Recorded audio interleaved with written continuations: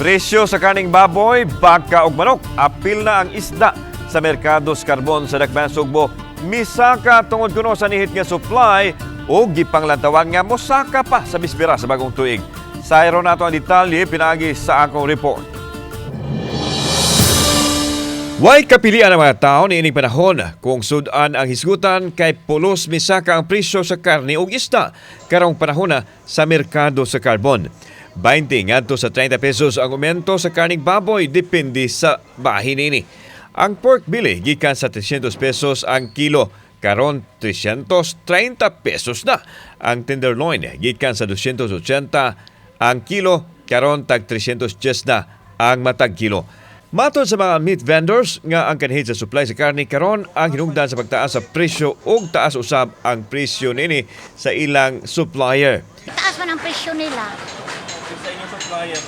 Ang supplier na mo ni taas. Hinuon na doon ay kapilian ng uban aron makabarato ang imported meat nga maabot lang sa tag 185 pesos ang kilo sa aping sa baboy nga adunay unod ug tag 280 pesos ang kilo sa imported pork belly. Daghan. Wa ba momento ang inyong importer? Wala man sa. Ang karning baka ni mahalo sab og 50 pesos ang matag kilo, din ang lubos unod tag 400 pesos ang matag kilo. Ang tenderloin tag 700 pesos ang kilo. Samtang ang bukog tag 180 pesos ang kilo. Ang kanihit gihapon sa supply ang hinungdan sa pagtaas sa presyo sa karning baka. Yung mahal jud pagkakaroon nga season, sir. Pila ang gimahal? 400. Ang karning manok, may uminto sab og 10 pesos ang kilo, diin miabot sa 185 pesos ang kilo sa whole chicken. Apan lahi ang presyo kon penarti na sa lawa sa manok. Ang drumstick tag 210 ang kilo, ang pizzo tag 200 pesos ang kilo. Uminto na yun, sir. Pila ang umento? Nga, G's na yun, sir. G's. Yes. Oh. Okay nga nun yung umento man. Lihit manok siguro, sir. Dili. Kasabot na sad mo. Pagkasambot na, sir.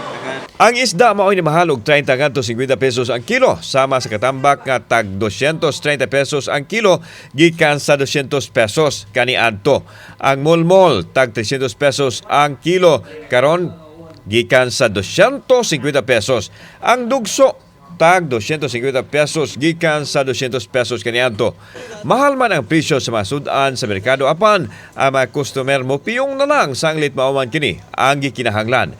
Samtang ang pasayan gikan usab sa 400 pesos ang kilo, nahimo kining 450 pesos ang kilo karon. Ang nukos nga tag 350 pesos kaniadto, karon tag 500 pesos na ang kilo. Mahal. Okay. Christmas season mo. Basta Christmas season, ang isda mo taas. Sila ay gitaas karon. Taas of 30%. Ganun ni mahal. Depende man na sa kwan, sir, sa karang sunggo. Sunggo ba? Sa panahon. O, panahon. Sa fish pan. Wala naman tamahin mo. Kay Christmas, mahal. Christmas di ba? Wa man tayo mapilian. Okay na sa inyo? Di unta okay, pero wa may kwan, mahimo. Okay na lang. Gipanglatawan sa mga negosyante nga posibleng mumahal pa ang presyo sa bispera sa bagong tuig. Kauban si Clifford Lumayag, ako si Alan Domingo. Balitag, Bisdak.